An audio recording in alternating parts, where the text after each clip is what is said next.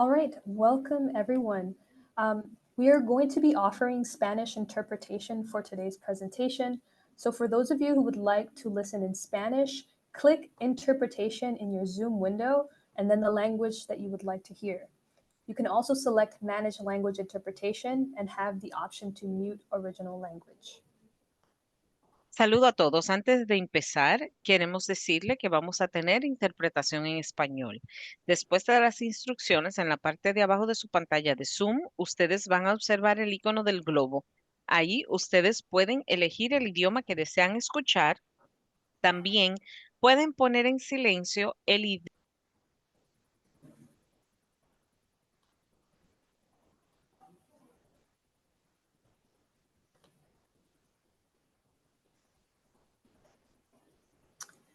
All right, so welcome to an introduction to Guardianship Alternative.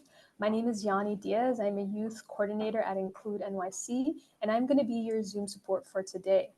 We have staff attorney Erin Shahinfar from NYLAG joining us today, and she will be leading today's discussion. And before we begin, I want to share a little bit about Include NYC. So for more than 4 decades, we have been helping young people with disabilities, their families, and professionals in the New York City area.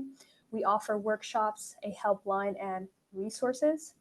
So for resources or to speak with an educator, please call the Include NYC helpline at 212-677-4660.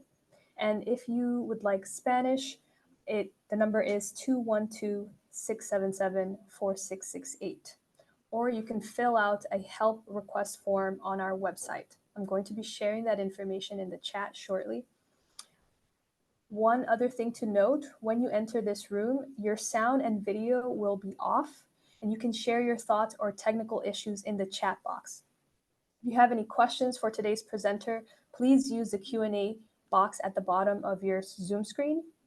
And also please note, due to the number of attendees, our presenter may not be able to answer every question, but we will add information in the chat box for you to follow up with questions as needed. We also have English subtitles. They're going to be available for this session. So to enable subtitles, click Live Transcript in your Zoom webinar controls and then select Show Subtitle.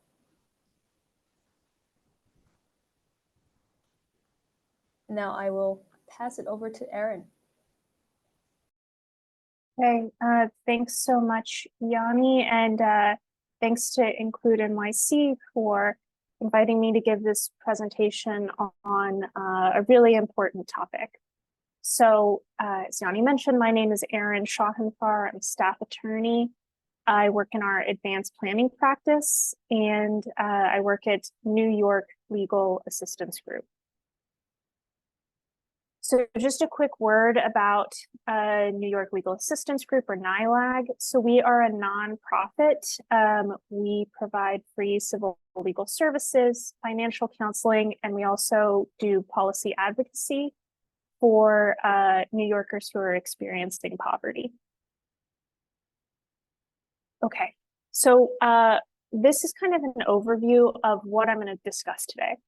So up top, I'm going to talk about guardianship. You know, what is it, and when is it appropriate and necessary for an adult with disabilities? Then I'm going to talk a bit about guardianship alternatives. So, and these guardianship alternatives, this can cover so many different things, which we'll get into in more depth. But I've kind of broken them into 2 sections. So the first section is alternatives that address personal needs. So these could be like activities of daily living, health, things like that. And then the second portion of the alternatives that we're going to discuss relate to property and finances. So I think that a useful starting point in this conversation is what happens when a person turns 18. So the law presumes that somebody has capacity. So an 18-year-old unless they are under a certain kind of guardianship that lasts until the age of 21. But generally, an 18-year-old can vote, they can marry, they can sign a contract, they can obtain medical treatment without parental consent, they can live on their own, they can manage or get public benefits, they can hire a lawyer. And also there's certain laws relating to privacy involving certain kinds of records. So education records, medical records, financial records, all those privacy laws kick in when someone turns 18. Now, are all 18-year-olds ready to like immediately take on absolutely all of these rights and responsibilities? No, whether or not, you know, the young person has a disability. The truth is that most 18-year-olds, it's a gradual process to, you know, assuming these different legal, to learning to exercise these different legal rights and responsibilities. And most 18-year-olds have people around them who they will go to and ask, you know, about these different things as they come up in their lives. And then I have a quote at the bottom of the slide that says, you know, my child has a disability. I was told I need guardianship in order to keep helping them when they turn 18. Is that true? I get that question from parents on a pretty regular basis. And, you know, hopefully by the end of this presentation, you will see that, you know, guardianship, just because somebody has a disability, that doesn't necessarily mean that you need a guardianship in order to be able to continue helping them. Okay, so there's two kind of pathways. You know, when I hear, when somebody calls me and they want to discuss, you know, a young adult who needs help doing, you know, different things, there's two pathways for somebody to be able to help an adult. One pathway is guardianship. And you can see in the picture that that leads to court. That's because guardianship can only be created by a court. The other pathway is alternatives. So these are things like supports and services, ABLE accounts, healthcare proxy, information releases, power of attorney, and which pathway you choose, guardianship or alternatives, it kind of hinges on one thing, which is the ability. It hinges on, you know, what are the abilities of the young person? You know, can this young person communicate? Can they make decisions? And that will tell you which pathway you need to go down. So what is guardianship? You know, it's interesting. I don't want to say like guardianship is having like a cultural moment, but there is a lot more discussion kind of in the media about guardianship and what it is. So, you know, we've got pictures of, we have Britney Spears, who famously undid a guardianship. And we have also a picture of Michael Orr from The Blind Side, who is in the process or has, I think I read this week that he has successfully removed a guardianship that he was under. So guardianship, what is it? In a nutshell, guardianship removes legal rights from one person and gives them to another. So it gives them to the guardian. It can only be created by a court. And because it is a removal of someone's decision-making rights, it is considered from a legal perspective the most restrictive option for helping someone with a disability. Typically, it requires a finding of incapacity, although not always. And there is a lot of variation from state to state about guardianship laws. So what's a guardianship like here in New York? So there are two types of guardianship here in New York, which can be kind of confusing for people, but I'm going to explain each type. So the first type is called Article 17A guardianship. This is created in surrogates court. And all the laws that talk about 17A guardianship are in the Surrogates Court Procedure Act. So for 17A guardianships, the terminology is different. You're asking, whoever is petitioning the court is asking the court to appoint a guardian for the ward. This is just the person with the disability. If the court agrees and makes a guardianship, 17A guardianship is always plenary. This is a fancy lawyer term for total. It's like a light switch. It's a total removal of rights. Article 17A guardianship is also very diagnosis driven. So the court, wants basically medical evidence, and part of the application process is that a doctor, two doctors or a doctor and a psychologist have to complete forms basically discussing the person with the disability's diagnosis and stating that in their medical opinion, they think that this person cannot make decisions for themselves. The other kind of guardianship in New York State is called Article 81 guardianship. The laws that concern this kind of guardianship are in the mental hygiene law. And this guardianship is created in Supreme Court in the county where the person with the disability lives. There's different terminologies. So whoever's asking the court for guardianship is asking the court to appoint a guardian for an alleged incapacitated person or an AIP. Article 81 guardianship is customizable, unlike 17A. So any of the powers that the guardian has, these are going to be contained in the court order. And in Article 81 guardianship, it is much, much, much less diagnosis driven. In fact, in some courts, it's really frowned upon to even submit medical evidence. The court is much more concerned about the functional abilities of the person with the disability. So is this person able to meet their essential needs, whether those are financial or personal? That's what the court is interested in Article 81 guardianship. There are so within these two kinds of guardianship, there's subtypes. So there is a guardian of the person. This is when the guardian has power to provide for the personal needs of the person under guardianship. So they'll have the ability to make decisions related to where the person with the disability lives.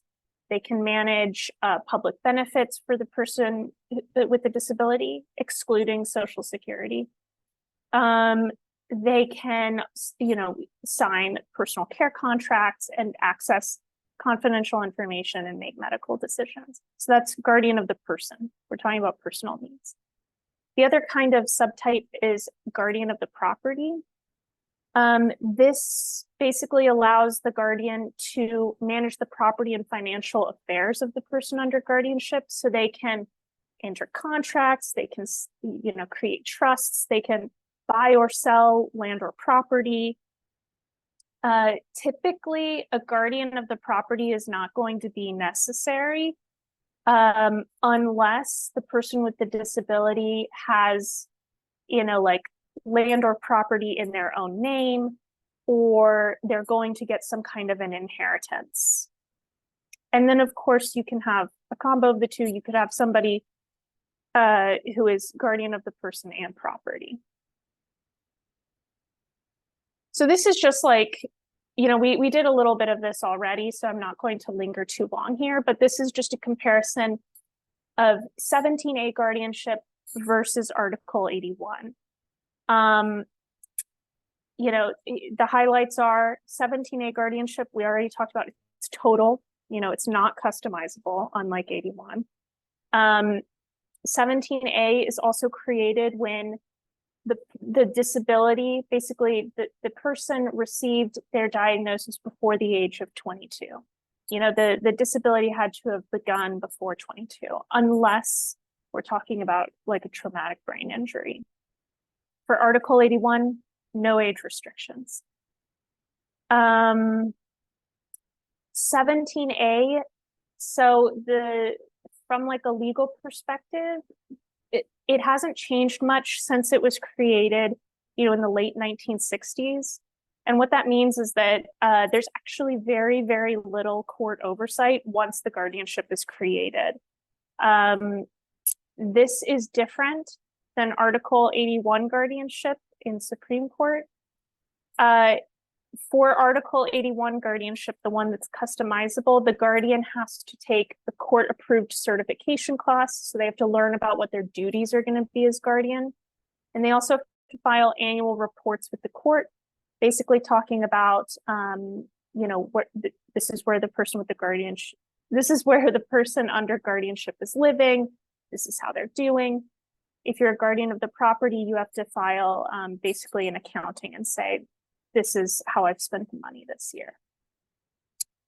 And then just two other quick points, if you're trying to get an Article 81 guardianship, the court is going to appoint something called a court evaluator.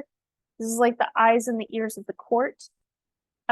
This person will interview the person with the disability. They'll interview the different parties, and they'll make a recommendation to the court as to whether they think the guardianship is necessary. In 17A guardianships, there is no court evaluator. In fact, the person with the disability may not have representation at all unless they're in a long-term care facility or a group home, in which case an attorney from Mental Hygiene Legal Services will be appointed to represent them. And then one commonality across both of these kinds of guardianship is that in order to get a guardianship at all, you have to show that it is necessary. So these are the different legal standards, which we already covered.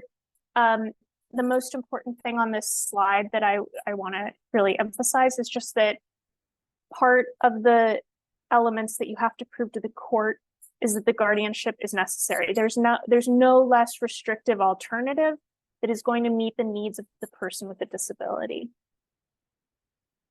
And once again, I'm not going to get too deep into the legal standard for Article 81. But the purpose of this slide is to show that, again, you've got to show the court there are no less restrictive means that are going to meet the needs of the person with the disability. And also one other just like quick thing to note about Article 81 is, so in an Article 81 guardianship, it is possible for the person with the disability to consent to a guardian. If they do not consent, then what happens is, in order to make the guardianship, the court has to make additional findings. And one of the things that they have to find is that the person with the disability is incapacitated, meaning that they can't, it's not just that they're making bad choices or that we're worried they're going to make bad choices. Basically, they don't understand when they need to make a choice. That is kind of what incapacity is here. So when I'm analyzing these cases, this is what I tend to think through. So when is the guardianship necessary? A guardianship is going to be necessary when the person with the disability is not able to communicate and not able to make decisions for themselves. Plus, there needs to, why are we here? There has to be like some sort of a decision that requires legal authority, that must be made. And there's no one to make this decision. And then finally, the last element is that guardianship alternatives are not going to be possible to solve whatever this problem is. These are the steps that I kind of like move through when I look at these cases or discuss these situations. So, concluding thoughts on guardianship. So guardianship removes legal rights from one person and gives them to another. It is created by courts. Guardianships are generally permanent, although, you know, Britney Spears, Michael Orr, it is possible to undo them, but it is very challenging. In general, guardianships they last until the person with the disability dies, or the guardianship is removed by the court that created it. Guardianships can be time consuming. Article 81 guardianships can be expensive because there's a court evaluator who will want to be paid. And they can also be invasive. You know, in any guardianship proceeding, the person with the disability is going to get served. So they'll know that this court case is taking place. The judge might say, you know, the person with the disability needs to attend court. And then, you know, this evidence about the abilities of the person with the disability are going to be presented. So it can be challenging for families. And then the final takeaway is, you know, you have to show the court that the guardianship is necessary and that no less restrictive alternatives are going to work. So usually I tell families, try alternatives. I mean, by and large, unless it is very clear that the person with the disability can't communicate, can't make decisions for themselves, usually I tell people try alternatives first. If that works, then great. If it doesn't work, then you have basically strengthened your eventual case if you choose to pursue guardianship.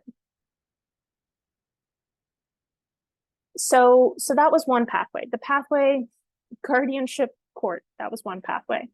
Now I'm going to talk about the other pathway, which is alternatives to guardianship. So how are these different? So these generally do not remove decision-making rights from the person with the disability. They are not court-created. Often they don't need a lawyer. You don't need a lawyer to create many of these. They're not permanent, so they can change as, you know, potentially as the person with the disability gets older, gains more skills, so they can be canceled or altered. And they're generally less time consuming and less expensive than guardianship. So again, you know, we're just gonna run through a few, we're gonna hit kind of like the highlights of guardianship alternatives because there are many, many out there. And again, they're broken into two pieces. The first half, we're just gonna discuss kind of like alternatives to meet someone's personal needs. And then the second half, we're going to talk about alternatives that might be able to meet somebody's financial needs. So the first alternative I want to discuss is, because this is kind of like a nebulous term, supports and services. Basically what this means is, so these are less restrictive alternatives to guardianship that allow the person with a disability to meet their needs without a guardian. These can be formal or they can be informal. So they could be provided by family members, friends, organizations, professionals.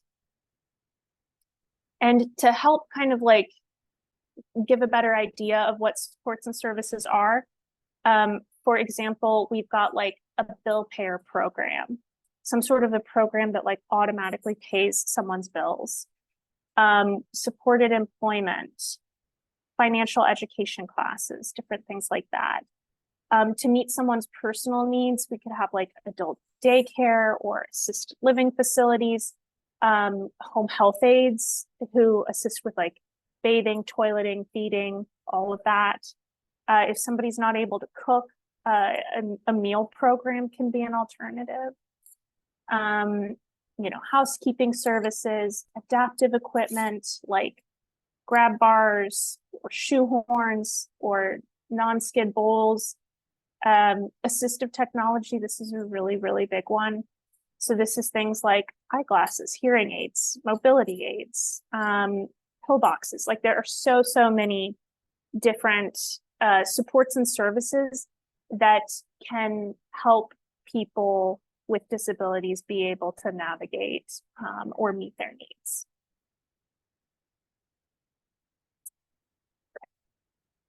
So I'm going to talk, now I'm going to move into talking about some legal documents and some legal documents that are alternatives to guardianship. And I want to start like up top by just saying that, okay, so all planning documents require some level of capacity. What the level of capacity is varies document to document. And the other important thing that I won't fully get on my soapbox about this, but the other really important thing to know is that attorneys do not use the same criteria as doctors in order to assess capacity. So for example, I mean, this is actually less an issue that I've encountered with like medical doctors, and it's been more of an issue that sometimes comes up with like psychologists or you know, different people who might be looking at like test results. So people might say like, oh, you know, this person has an IQ of whatever. There's no way they can do a legal document. That is not legal capacity. Legal capacity is like, can this person understand the document? Can they, are they able to understand what it does? And that is what I'm assessing, you know? So, so some like IQ score doesn't necessarily, that's not necessarily a bar. Same for like, oh, this person has a diagnosis of whatever. Therefore, I believe they have no capacity. They can't make any alternatives. They can't sign any legal documents. That is also not necessarily true. Okay, so the first document I want to talk about is something called a supported decision-making agreement. These are written plans in which a person with a disability chooses people they trust, these are called supporters, to help them understand their options, access information, and communicate their wishes. So the person with the disability is in the driver's seat. They're the decision maker. The purpose of these agreements is to formalize the supports and services that, you know, so many families are already using. So it formalizes the roles and kind of the scope. The person with the disability is able to say kind of like who they want to help them, how much help they want. And these agreements can also allow supporters to be in the room and potentially accessing protected information. So like I said, medical, financial, education information. So, so some states are required by law to recognize these agreements. We've got a few listed here, including, you know, Texas, where I used to practice, and now New York. So as of, you know, summer 2022, SDMA's supported decision-making agreements have come into New York law. However, I will say that I am not preparing SDMAs for people right now because a lot of the law that was passed in New York says, okay, we're now accepting these, we're now recognizing these. You know, the specifics are going to be contained in regulations from the Office for People with Developmental Disabilities. And right now, OPWDD has not yet released the regulations that kind of spell out what needs to be in these agreements, how they need to be prepared in order for them to be recognized by third parties. So I'm not preparing them yet, but the point is that they are on the horizon in New York, which is great. Another thing I will note is that in New York, unlike in some other states, at this point, SDMAs are only for people with developmental or intellectual disabilities. They are not accessible to people who have like a primary diagnosis of like mental illness or memory loss. Okay, so that was SDMAs. The next legal document I want to talk about are things called information releases. So an information release is a document in which a person gives someone they trust access to protected information. So there are releases for health information. There are releases for education information, financial information, even for legal information. Basically, the key here is just that whoever is signing the information release understands what records are being released and to whom. So these can be very, very simple documents. And they can be canceled at any time by the person who signed them. So, you know, for the purpose of this discussion, that's the person with a disability. And here's a HIPAA release. HIPAA is HIPAA. This is the acronym for the law that protects medical information.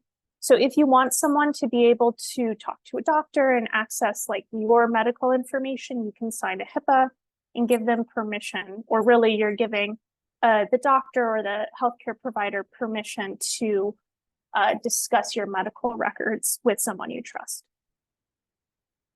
And it's just a one-page document. Okay. So here's another health-related alternative. So if someone has Medicaid and they want a person they trust to be able to talk to Medicaid on their behalf, you know, of course, if they're verbal, they can give, you know, verbal consent over the phone. This is what I see a lot of families doing. So like, you know, if somebody from Medicaid is calling to talk to the young person will just say, yeah, it's fine, you can talk with my mom, and they'll just hand the phone to their parent or whomever. But there is actually like a legal form that they can fill out if they want to cut out having to give verbal permission each time. So they can actually appoint someone to be a Medicaid authorized representative. This is, you know, once again, they need to understand the document and what it's doing, but it's a pretty simple document.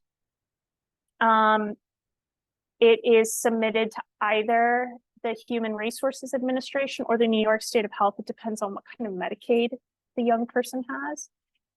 And you, one other thing that's really important to note is that if you are trying to help someone apply for Medicaid, even if they are not able to communicate, not able to make decisions for themselves, you can basically complete the application for them. You don't need, you know, to have a power of attorney or a guardianship or even be an authorized representative in order to help someone with a disability apply for Medicaid. Okay, the next alternative I want to talk about is something called a healthcare proxy. When I give this talk, a lot of people have heard of this document. So this is a document that lets you choose someone you trust over the age of 18 to make medical decisions for you if you can't make those decisions yourself. So the document's only going to be valid when, you know, when doctors have determined that whoever the signer is can't make their own medical decisions, and they've certified in writing, yes, this person can't make their own medical decisions.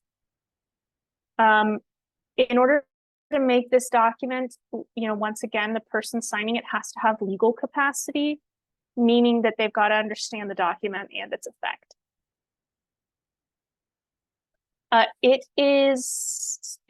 can appoint any, so if you make this document, you can appoint any adult whom you trust as your agent, so as the decision maker if you can't make your own decisions. In New York, you can only have one decision maker at a time. So you could have one decision maker and a backup if that first person is not available. Some other states let you have multiple people at the same time, but not in New York.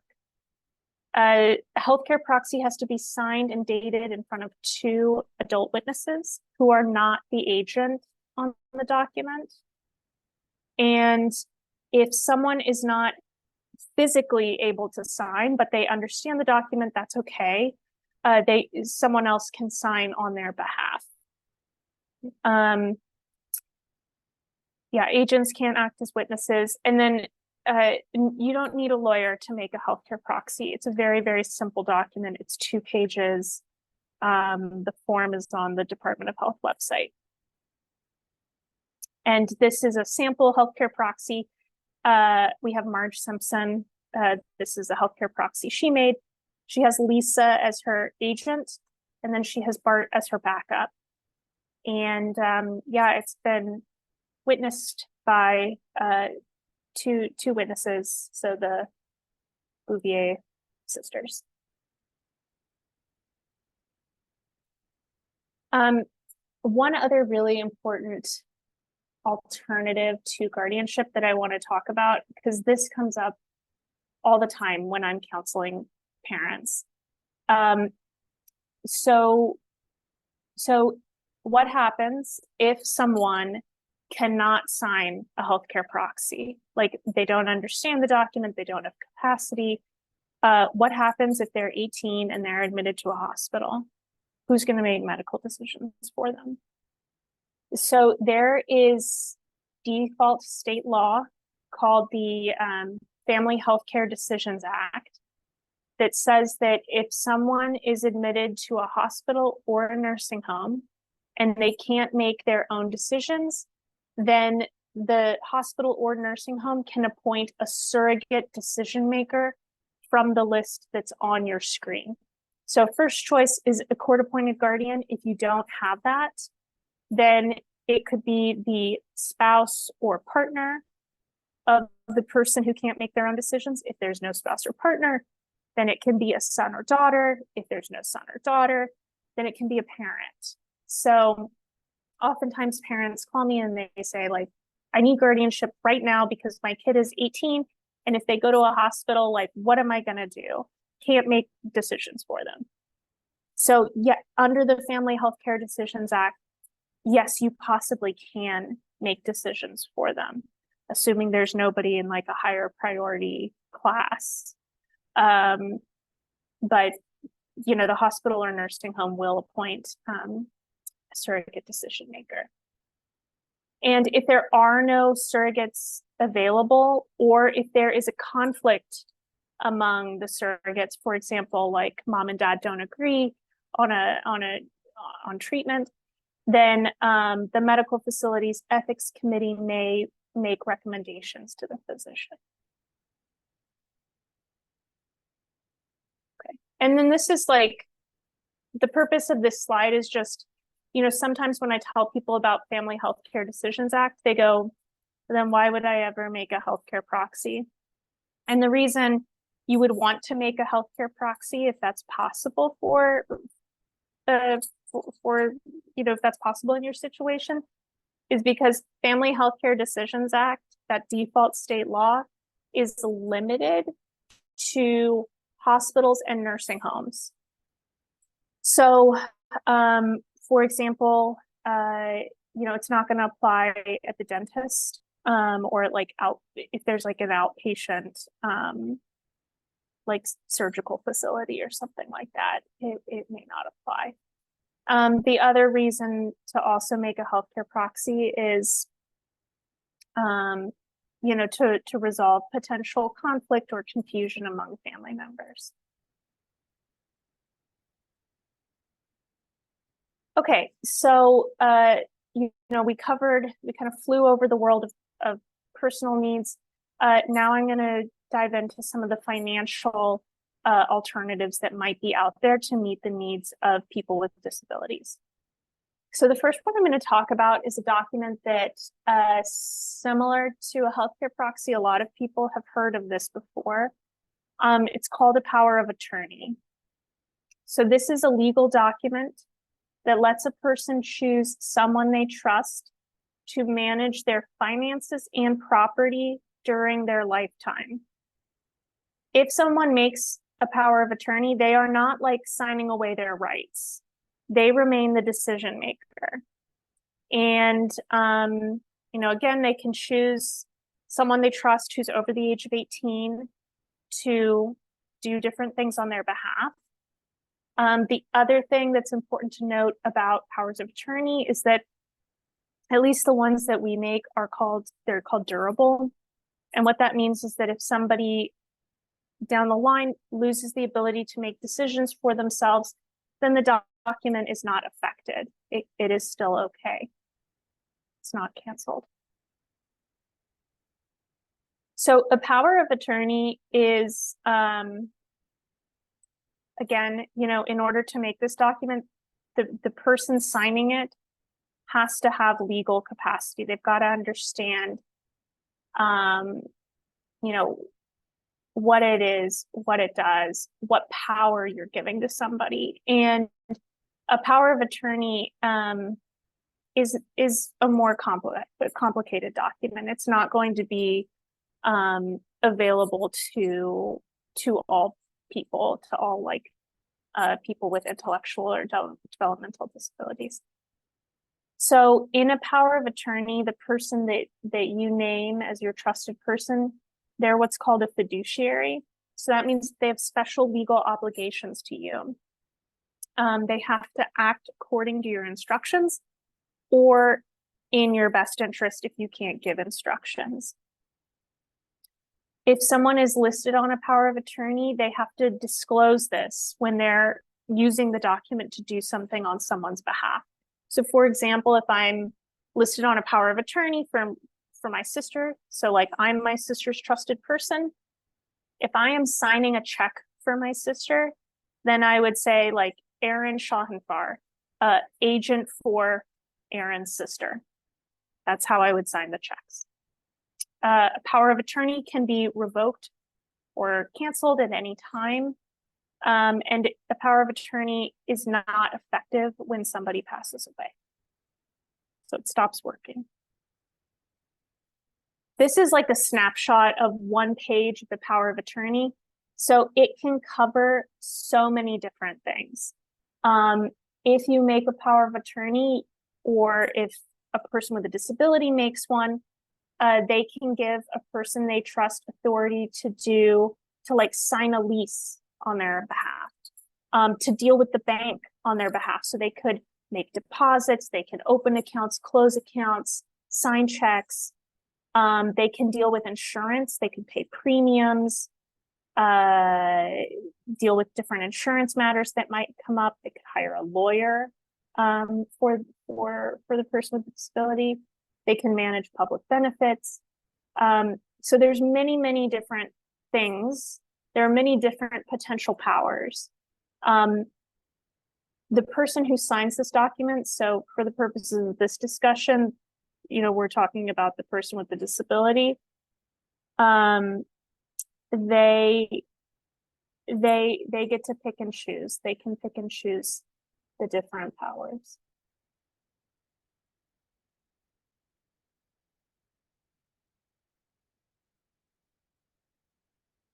Okay. So for the young people that or when I counsel you know, young people with disabilities, often they don't have much property at all. Often they don't have their own bank accounts. They don't own their own apartment. Usually the only income that they will have is from Social Security. Now, if that's the case, then there's a really important guardianship alternative to discuss, which is something called a Social Security representative payee. So a representative payee is someone who the Social Security Administration can appoint to manage the benefits for a person with a disability who cannot manage their own benefits. Social Security will make their own determination about who should be the representative payee, and they'll also determine whether or not the person with the disability needs a representative payee. Representative payees generally have to open a separate bank account, and they need to keep records of how they're managing the benefits for the person with the disability. If a person has decision-making capacity, they can sign a form that lets them choose up to 3 people in advance of need to be their representative payee. Okay. So then next, so this is kind of like a class of alternatives that I want to talk about. And this is property ownership. So there are certain kinds of bank accounts that can allow someone to have another person on the account. This can be really useful for people with disabilities, depending on what the disability is. The first type is a convenience bank account. This is when, so someone is the account holder. This could be the young person, and they have added another person on their account for convenience only. So this lets the other person, which could be a parent or another trusted adult, they could write checks, they could use the account to pay bills, different things like that. Another kind of bank account that could be useful is a joint bank account. So it's similar to a convenience account, but on a joint bank account, it's like there's two owners who can have the whole thing. Like they each have equal claim to this account. And if one of them dies, the whole account can go to whoever the survivor is. For a convenience account, there's only one owner, but they've named somebody to be able to do different things with the account. The last kind of account I want to talk about is an ABLE account. You all may have heard of these. These are kind of similar to like 529 college savings accounts. They're a particular kind of account that is available for people with disabilities. And they can save money in a tax-free, they can save money tax-free and then use the funds for expenses related to their disability. There are contribution limits. So each year you can contribute up to $17,000 a year into an ABLE account. And if you have an ABLE account, the big advantage is that any money that's in the ABLE account up to $100,000 is excluded from, it's not a countable resource for Medicaid and SSI.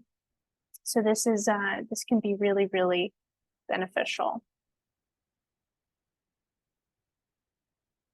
Okay, and then I think this is the last financial alternative that I have to discuss. So the last kind is called a trust. So a trust is a legal agreement that involves a grantor, a trustee, and a beneficiary. So there is a particular kind of trust that that I see a lot in my work. It's called a supplemental needs trust, or they're also called special needs trusts. They're called S&Ts basically. And this lets people with disabilities maintain, it's kind of similar to an ABLE account, except, it doesn't have that like $17,000 contribution limit. And of course, the setup is a little bit different because there's going to be a trustee who's in charge of managing the account, the trust. I mean, if you are trying to set up a trust for a person with a disability who can't set it up themselves, you're going to need some sort of authorization. So whether that's guardianship or a court order or a power of attorney, if the person with the disability is able to give you that authority. And if you are interested in setting up a trust, I mean, there is so much in that world. Basically, you need to consult with a lawyer. You need an attorney to prepare one for you.